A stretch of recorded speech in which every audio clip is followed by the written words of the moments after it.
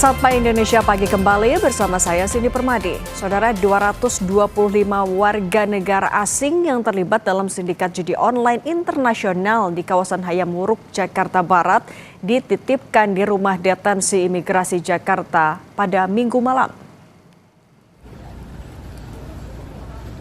Mereka tiba di rumah detensi imigrasi Jakarta dengan menggunakan 13 bus yang dikawal ketat oleh anggota BRIMOB.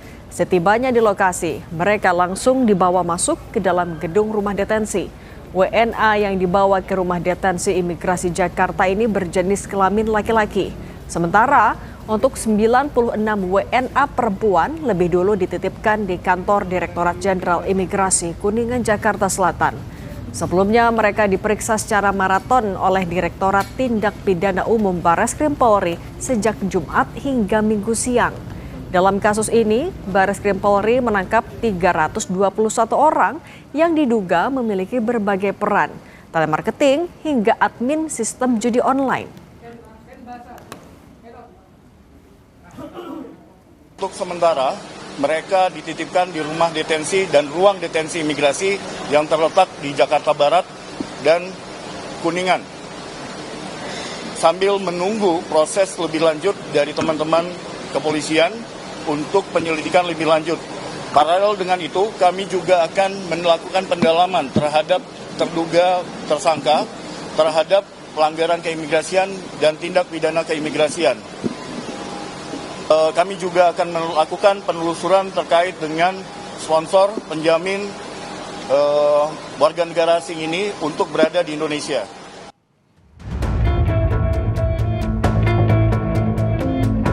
Ratus 21 orang ditangkap dalam kasus judi online di kawasan Hayam Wuruk, Jakarta Barat. Dari 321 orang yang ditangkap, 320 merupakan warga negara asing dan 1 orang warga negara Indonesia. Usai pemeriksaan, Direktorat Tindak Pidana Umum Bareskrim Polri memindahkan 320 WNA yang terlibat sindikat judi online ke rumah detensi imigrasi Jakarta di kawasan Kalideres, Jakarta Barat, Minggu 10 Mei. Sementara 1 WNI yang terlibat ditahan di Bareskrim Polri. Dari 321 orang yang ditangkap dalam kasus ini, polisi telah menetapkan 275 orang sebagai tersangka. Terhadap mereka nanti yang sudah kita tetapkan sebagai tersangka akan tetap kami proses secara pidana dan akan kami limpahkan ke kejaksaan sampai dengan sidang pengadilan. Kemudian untuk tindak lanjut dalam hal pengembangan kami akan melakukan koordinasi dengan instansi terkait untuk melakukan penelusuran baik itu aliran dana maupun sponsor daripada mereka atau para pelaku yang mendatangkan ke sini, termasuk melakukan penelusuran terhadap siapa yang menyewa, sponsor, dan yang menyediakan sarana dan prasarana bagi para pelaku. Polisi kini tengah memburu bos markas judi online yang digerebek di kawasan Hayam Wuruk, Jakarta Barat. Dirtipidum Bareskrim Polri, Brigjen Wirasatya Tripura bilang, kasus judi online akan diusut sampai tuntas. Polisi terus memburu bos markas judi online. Apakah ada atau sudah ada bos di atasnya yang diamankan di dalam rangkaian daripada penindakan yang sudah dilakukan? Bahwa sampai sekarang ini kita masih fokus untuk melakukan pemeriksaan dan pendalaman terhadap para pelaku yang sementara ini kami tangkap. Namun tetap kita berkomitmen untuk melakukan pengembangan sampai dengan ke atasnya. Sementara itu, Sekretaris NCB Dip Hubinter Polri, Brigjen Untung Widiatmoko, menekankan ratusan WNA akan menjalani proses hukum di Indonesia. Polri tidak ingin Indonesia dicap sebagai tempat yang aman bagi pelaku kejahatan internasional. Kami selepas menerima berita penangkapan ini dari Bapak Dirtipidum, kami sudah melakukan koordinasi kepada NCB Interpol negara-negara yang disebutkan tadi. Dan tentunya kami meminta dukungan personel maupun peralatan yang dapat digunakan untuk mendukung dalam pengungkapan kasus ini. Tentunya kami tidak ingin Mereka para pelaku tindak pidana perjudian ini lepas begitu saja kembali ke tanah airnya tanpa hukuman. Dan itu akan berdampak membuat Indonesia dianggap sebagai sebuah negara yang safe haven untuk melakukan tindak pidana transnasional. Sebelumnya Bareskrim Polri dan Polda Metro Jaya menggerebek sebuah gedung perkantoran di kawasan Hayamuruk, Jakarta Barat.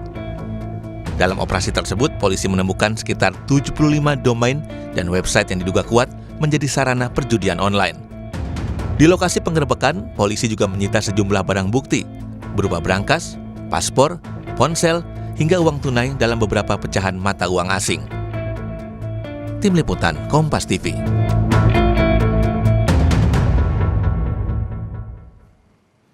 320 orang warga negara asing dan 1 warga negara Indonesia yang terlibat dalam sindikat judi internasional ditangkap saat penggerebekan di salah satu gedung di kawasan Hayamuruk, Jakarta Barat. Dari 321 orang itu, 275 diantaranya ditetapkan sebagai tersangka. Bagaimana sindikat ini bisa terungkap dan bagaimana mencegah basis operasi sindikat judi online tidak menyasar Indonesia? Kita bahas bersama Kabareskrim Polri periode 2008-2009, Komjen Purnawirawan Susno Duaji, dan Chairman Lembaga Riset Keamanan Siber dan Komunikasi Communication Information System Security Research Center, Pratama Persada, yang sudah bergabung melalui sambungan daring. Selamat pagi semuanya. Selamat pagi, Pak Cindy, Pak Susno. Oke, Pak Susno, ketika ada 320 WNA melakukan operasional judi online di Jakarta atau di Indonesia, pertanyaan besarnya yang langsung muncul adalah pasti kok bisa, Pak Susno?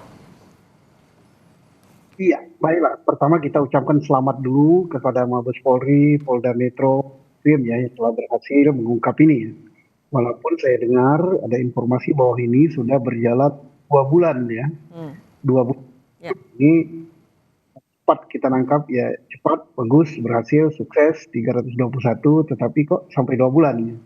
Nah kemudian mengapa Indonesia dianggap tempat yang bagus sehingga mereka bergeser mungkin dari Kamboja lari ke Indonesia, dan ini lengkaplah warga negara ASEAN ditambah dengan warga negara China gitu kan, sekian ratus, 321, tidak sedikit, dan bermain di atas di dalam sebuah gedung perkantoran. Nah ini ya selamatlah bisa tertangkap gitu. Mudah-mudahan ini tidak terulang lagi, dan kita berharap seluruh warga negara ini jangan hanya yang dihukum itu 321 orang ini saja, tetapi siapa di atas mereka, ada koordinatornya. Di atas koordinator itu ada penyandang dananya. Di atas itu ada bandar besarnya. Seandainya bandar besarnya di negara lain pun atau warga negara lain pun berdomisili di negara lain pun, tetap dia melakukan kejahatan di Indonesia, dan menurut hukum Indonesia itu bukan bisa, tapi dikenai dengan pidana Indonesia. Yang kedua, ini bisa dilacak karena judi online ini lebih gampang untuk mengungkapnya dibandingkan dengan judi sabung ayam atau kartu. Mengapa demikian? Karena jejak elektroniknya ada. Pasti dia menggunakan internet, dan transaksi keuangannya pasti menggunakan transaksi elektronik, yaitu menggunakan e-banking, yaitu electronic banking. Nah itu melacaknya artinya tidak terlalu sulit. Libatkanlah PPATK, libatkanlah imigrasi, dan saya kira ini sudah dilibatkan semua, sehingga masyarakat Indonesia berharap bandar besarnya ini tertangkap. Dan juga di samping itu bisa juga dikenakan siapa sih sponsor di Indonesia atau pelindungnya, pasti ada, karena ini pasti omsetnya itu besar ya, karena yang main judi ini bukan hanya orang Indonesia, bisa dari negara lain. Sesuatu yang dilakukan dengan cara elektronik ya, internet, ini terhubung ke seluruh dunia, dari manapun juga bisa pasang, jadi pasti omsetnya. Nah Pak Susno, kalau soal sponsor itu, atau ya berarti kan ada orang juga yang menyiapkan mereka bisa masuk ke Indonesia sebanyak itu 320 orang. Sponsornya itu biasanya melakukan dukungannya di sektor mana sih? Ya, dia melakukan kan dari segi keamanannya bisa lolos, apa sih alasan yang dibuat masuk ke Indonesia sekian banyak? Apakah pekerjaan dia akan bekerja di pabrik, dan apakah akan bekerja di suatu perindustrian atau bekerja di mana? Apakah telah mengurus izin kerja atau masuk secara gelap, datang perorangan gitu. Tapi saya tidak yakin dia datang perorangan bisa ketemu di Indonesia di suatu tempat dan bekerja yang sama. Nah, itu saya yakin baik dari imigrasi maupun Baris Krim Polri bisa mengungkap ini. Sampai nanti siapa sih koordinator lapangannya, siapa sih sponsornya, siapa sih bandar besarnya, siapa penyandang dananya, dan siapa apa namanya yang melindungi mereka itu ya, yang melindungi keamanan mereka gitu, atau backingnya itu. Asalnya siapa? Kita harap ini terungkap semua. Saya yakin Baris Krim bisa mengungkap ini. Oke, Mas Pratama, kalau Baris Krim kan sampai bilang kita akan melakukan penegakan hukumnya di sini, biar jangan sampai di sana kalau dipulangkan ke negara asal, di sana tidak dihukum secara tegas sesuai dengan peraturan kita, kemudian balik lagi. Nah, memangnya kalau dari pantauan Anda, analisis Anda, seberapa masif perpindahan atau pergeseran basis operasi judi online dari Indochina ke Indonesia?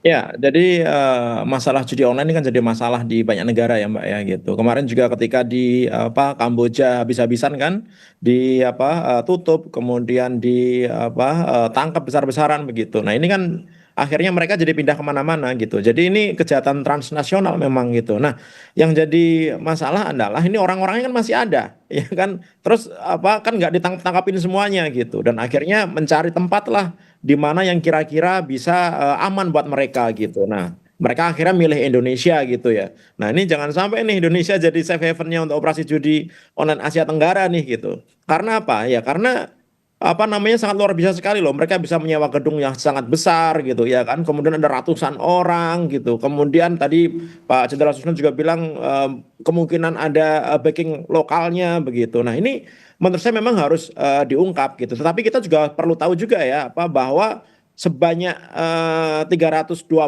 orang itu yang tadi dibilang 175 tersangkanya gitu. Itu levelnya juga macam-macam gitu. Ada operator lapangan, kemudian ada customer service, ada admin, ada marketing, ada payment handler gitu. Atau bahkan itu bukan mastermind-nya sebenarnya. Mereka hanya istilahnya staff atau manajer di bawahnya aja gitu. Sebenarnya yang perlu diperdalam itu nanti adalah pemodalnya siapa, seperti tadi Pak Usman bilang, pemilik platformnya siapa, kemudian penyedia rekeningnya siapa, penyedia kriptonya siapa, karena pasti ujung-ujungnya nanti akan dilempar ke kripto nih gitu. Kemudian masalah sponsor visa dan lain-lain gitu. Karena ini modusnya ini semakin lama akan semakin canggih Mbak gitu. Sehingga penting sekali pemerintah kita bisa mengungkap ini semua. Apresiasilah kepada Polri ya gitu. Nggak apa-apa Pak Jenderal 2 bulan yang penting ketangkap lah ya gitu. Tapi ini nggak bisa berhenti sampai di sini. Kan banyak yang disita kan ya, banyak komputer disita, banyak akun disita, banyak handphone disita begitu. Itulah yang harus diikuti selain pentingnya follow the money gitu. Kenapa? Karena dari alat komunikasinya mereka, dari komputernya mereka, kita itu bisa melakukan digital forensik, kita bisa menyelusuri sampai kemana nih ujungnya nih duit ini gitu. Sampai kemana nih mereka diperintah oleh siapa begitu dan lain-lain. Nah, itu sebenarnya bisa dikejar Mbak gitu kalau kita melakukannya dengan baik. Oke, tapi kalau gitu, kalau pertanyaan sudah seberapa mengkhawatirkan ya tadi potensi ada pergeseran basis operasional ke Indonesia, itu memang sudah di tahap sudah ya tidak bisa dinegosiasikan lagi, memang sudah di tahap mengkhawatirkan itu Mas? Ya betul, karena karena pengawasan di Indonesia kan juga masih kurang ya Mbak ya gitu. Pengguna internet sebegitu besarnya di Indonesia begitu. Sehingga judi online ini gitu ya, kalau tidak segera diberantas sampai ke akar-akarnya, pasti akan tumbuh lagi gitu. Dan ini sistem yang sangat gampang sekali Mbak. Ini sekarang ini gerbek nih gitu. Mereka cukup butuh waktu 2 atau 3 jam aja untuk mengcloning sistem yang sudah digerebek ini gitu.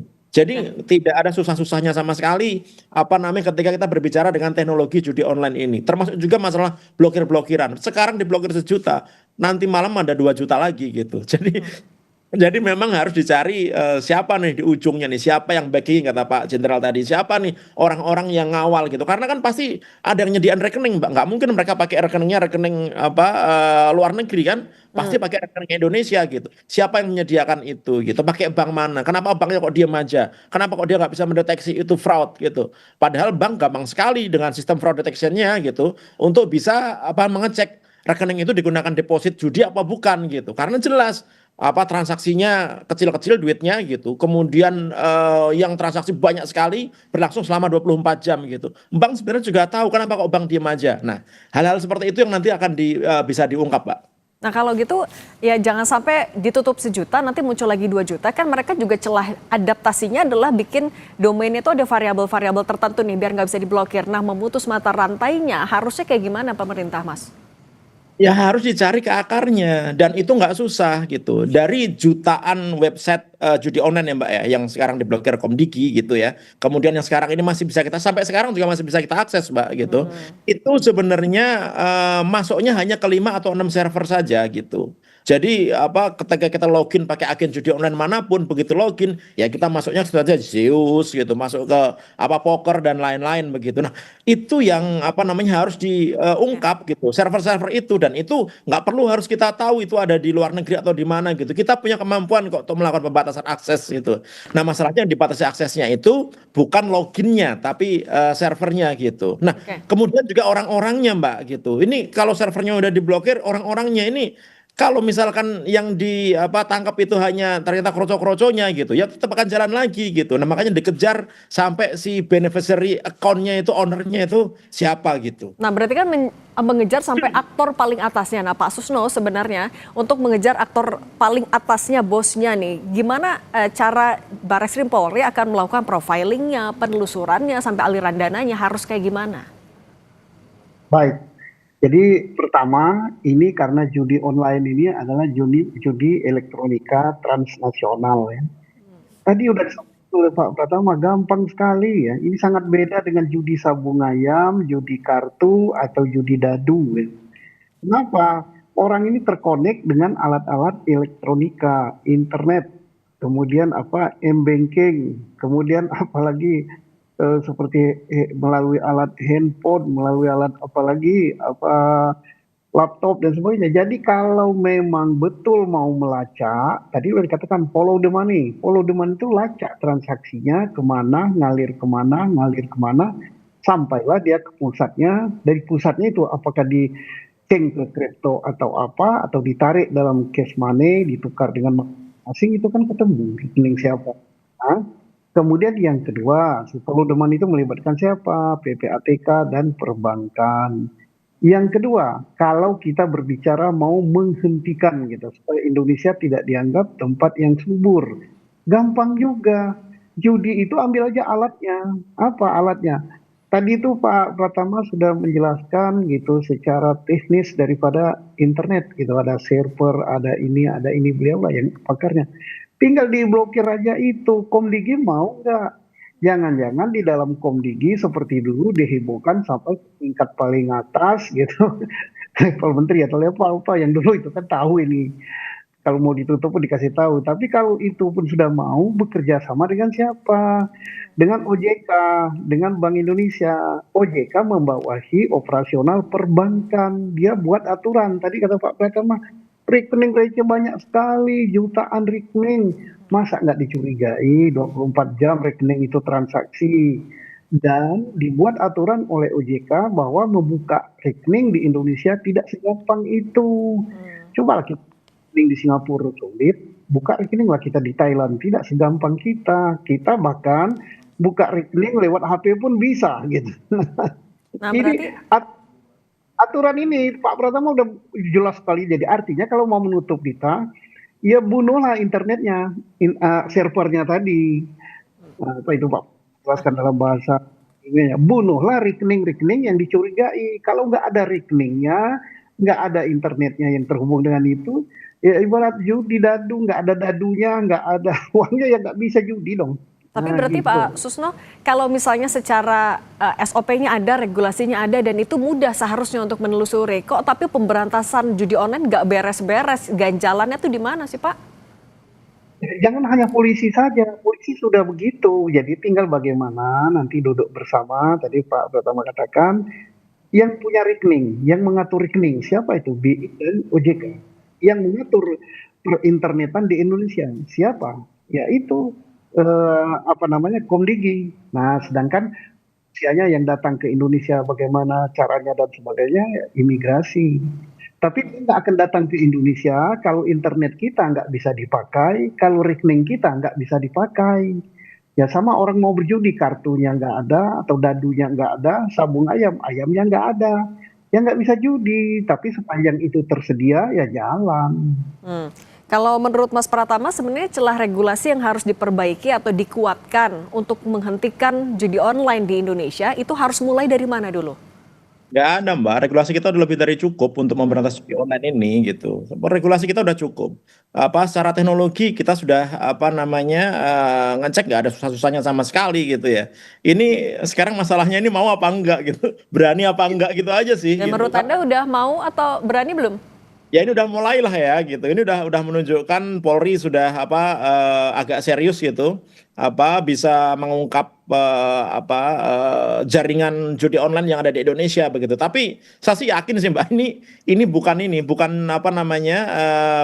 orang besarnya gitu. Paling itu operator judinya, customer service-nya, adminnya, marketingnya gitu, payment handlernya gitu. Padahal sebenarnya yang harus dicari itu yang perintah siapa, yang ngatur target siapa, yang ngelola uangnya siapa, yang ngerekrut WNA ini siapa, yang jadi penghubung antar negara siapa gitu, yang bayar mereka siapa. Nah, itu yang sebenarnya nanti harus dicari gitu. Karena struktur judi online yang modern itu Mbak ya gitu. Mereka tuh ada level-levelnya, mulai dari frontline-nya, dari operatornya, ada supervisornya, ada koordinator regionalnya karena ini udah transnasional gitu. Ada finance-nya, ada orang IT-nya, ada orang network manajernya gitu, dan ada beneficial owner-nya atau si bandar utamanya gitu. Nah itu yang memang harus dikejar gitu. Tadi Pak Jenderal bilang follow the money, ini sebenarnya juga nggak susah gitu. Kenapa? Ya karena mereka pasti akan pakai rekening bank gitu, atau rekening e-wallet gitu ya, atau mereka pakai kripto gitu ya kan. Nah, harus dicari nih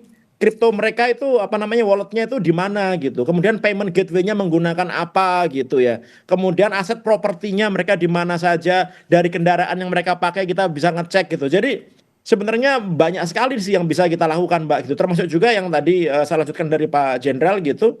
Bagaimana mereka pasti pakai handphone, nggak mungkin nggak pakai handphone gitu. Artinya apa? Mereka pasti pakai Telegram, mereka pakai WhatsApp, mereka pakai Discord mungkin, mereka pakai email gitu ya kan. Mereka ada dashboard adminnya yang ada di komputernya gitu. Ada login servernya. Nah itu hal yang sangat berharga sekali sebenarnya untuk bisa mengungkap jaringan ini sebenarnya ujungnya di mana gitu. Jadi kalau menurut saya ya Polri jangan langsung tuh cabut-cabutin. Kalau cabut-cabutin keputus kita gitu. Harusnya itu tetap dilakukan penelusuran gitu ya. Ini ujungnya di mana sih? Mereka menggunakan IP address berapa sih? Remote aksesnya mereka dapatnya dari mana sih gitu. Dan itu kalau misalkan dilakukan digital forensik yang benar dan Polri punya tim digital forensik yang bagus gitu, harusnya bisa dicari gitu. Nah, Mas Pratama, tapi sebenarnya memungkinkan nggak sih kalau misalnya ini adalah sindikat internasional yang sudah sebegitu terstruktur, mereka punya cabang lain gitu? Selain di Jakarta, mereka punya afiliasi lain di kota-kota lain di Indonesia?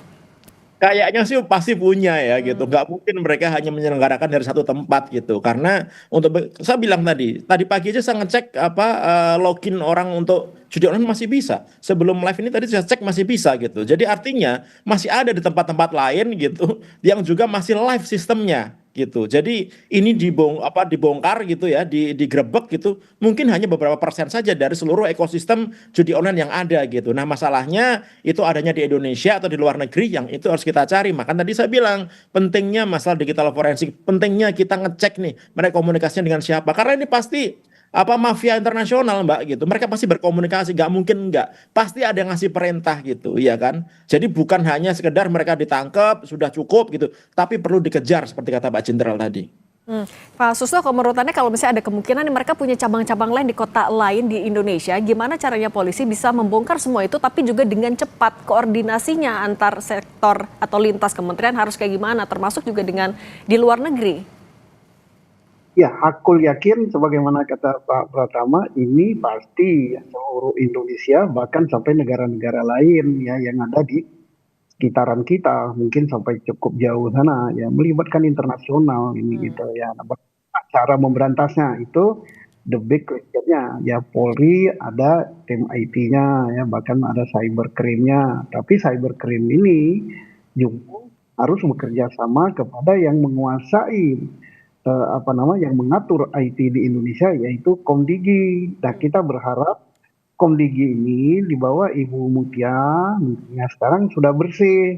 Kalau dulu kan kita lihat kita buka bagaimana di era menteri yang dulu, bagaimana ordalnya terlibat, bagaimana kalau mau ada operasi kan dibongkar semua kan di medsos kan. Oh, nanti akan sekian punyamu akan ditutup sekian, nanti sekian saat buka lagi di sini. Ya kalau ordalnya masih begitu caranya, artinya udah apa yang dikatakan Pak Pratama itu benar sekali. Ini tidak sulit ya, bukan. Nah, kalau judi rumahan, judi pakai kartu itu sulit digerebek di suatu tempat di Jakarta Selatan misalnya. Mungkin yang di Jakarta Pusat ada, atau di RT lain ada, tidak terkait, sabung ayam di sini, di situ.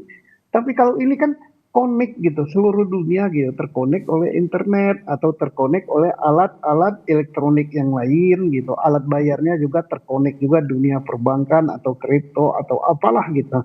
Nah, itu alatnya dan semua itu elektronik semua. Dan semua itu di Indonesia diatur oleh suatu kementerian gitu. Nah, manakala Kementerian Komdigi dengan Baris-Krim gitu, dengan perbankan, mereka ini dengan PPATK gitu duduk bersama, sepakat bagaimana aturan sudah jelas, sudah cukup, mungkin lebih gitu. Tinggal satu sisi yang dikatakan Pak Pratama tadi, satu adalah yang mungkin masih samar-samar kemauan. Nah, sekarang sudah menunjukkan keseriusan, tapi tidak cukup oleh Polri saja, nggak akan ini kalau polisi aja, harus di backup, harus bersama-sama lah, ya, bukan satu yang menonjol, semua sama gitu. Jadi perbankannya, OJK dan BI-nya, kemudian PPATK, kemudian Komdigi, kemudian imigrasi, itu sama-sama untuk menghentikan ini. Oke, tapi Pak Susno, sebenarnya keputusan polisi juga untuk melakukan penanganan hukumnya full di Indonesia, itu juga adalah keputusan yang tepat. Iya, memang harus, karena hukum Indonesia yang dipatuhi, termasuk misalnya bosnya berada di negara lain, berdomisili lain, tidak ke Indonesia, dia kena karena dia adalah otaknya, the big boss-nya melakukan kejahatan di Indonesia sesuai dengan ketentuan hukum Indonesia. Barang siapa melakukan kejahatan di Indonesia, tidak memandang kewarganegaraan mana, dia harus ditindak sesuai dengan hukum Indonesia. Dan mungkin satu pertanyaan yang paling penting adalah, mengapa Indonesia dipilih? Nah, kemarin kita kan dengar informasi pusatnya di Kamboja gitu kan, banyak di Kamboja, tetapi banyak warga negara Indonesia yang bekerja di perjudian di Kamboja, baik sebagai tenaga kasarnya, operatornya, tetapi ada juga beberapa nama-nama orang Indonesia, bos judi Indonesia disebut-sebut melakukan di sana. Ya, jadi artinya orang-orang itu harus dihukum gitu. Ya. Oke, kalau Mas Pratama, yang selalu jadi ganjalan juga atau tantangan kan adalah oknum-oknum operator judi online ini, kan mereka selalu adaptif juga mencari celah-celah regulasi. Nah, tapi kalau menurut Anda sebenarnya pemerintah kita, polisi sudah punya teknologi dan SDM yang mumpuni yang bisa bikin kita sebenarnya 2 langkah lebih maju daripada oknum-oknum ini, atau masih ada yang harus ditingkatkan sih? Udah dong, udah Mbak, nggak susah saya bilang. Ini gampang sekali, kita dengan ngecek lalu lintas proksinya, kemudian IP address-nya, kita bisa tahu sebenarnya gitu ya kan. Domainnya menggunakan apa, hostingnya pakai apa, kemudian DNS-nya apa, kemudian API-nya seperti apa dan lain-lain gitu. Mbak, operator itu bisa diganti, gampang. Anytime bandar itu bisa ganti. Tapi infrastruktur digital seperti yang kemarin diungkap Polri itu pasti meninggalkan jejak gitu. Nah, itu yang harus dikejar. Nah, kemudian WNA yang diserahkan ke imigrasi. Saya kok takut langsung mau langsung dibalikin. Jangan dibalikin dulu, jangan dideportasi dulu gitu. Itu harus diinterogasi benar gitu ya, orang-orang ini gitu, supaya apa? Supaya kita bisa tahu koordinatornya itu siapa. Karena koordinator itu biasanya dia tahu strukturnya, mereka tahu jalur komunikasinya, mereka tahu siapa supervisornya, mereka tahu pola pembayarannya, mereka tahu lokasi backup operasionalnya ada di mana gitu. Nah, itu yang nanti harus kita kejar gitu ya kan, sehingga nanti kita bisa dapat nih fasilitator lokarnya itu siapa sih, yang memfasilitasi dia kok bisa ada di Hayam Wuruk gitu, penyedia rekeningnya siapa sih gitu, kemudian yang nyewain gedung siapa sih, yang nyediain internet siapa sih gitu, yang sponsori visa siapa sih, pasti nanti akan ketahuan begitu ya gitu. Selain juga nanti kita perlu melumpuhkan aset-asetnya. Nah, itu nggak susah Mbak, regulasi kita sudah cukup gitu.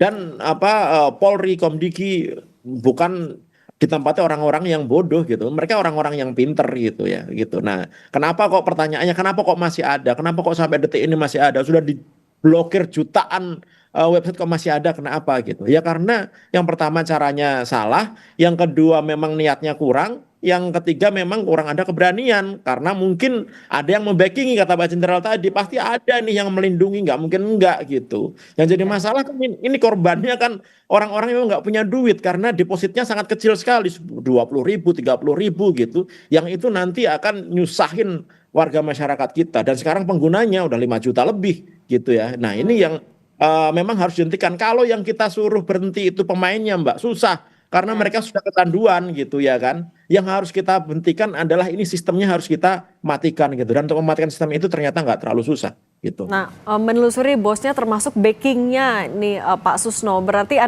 bagaimana Anda bisa menggambarkan kerja dari polisi, meyakinkan kalau sampai backingnya polisi berani untuk mengusut itu semua?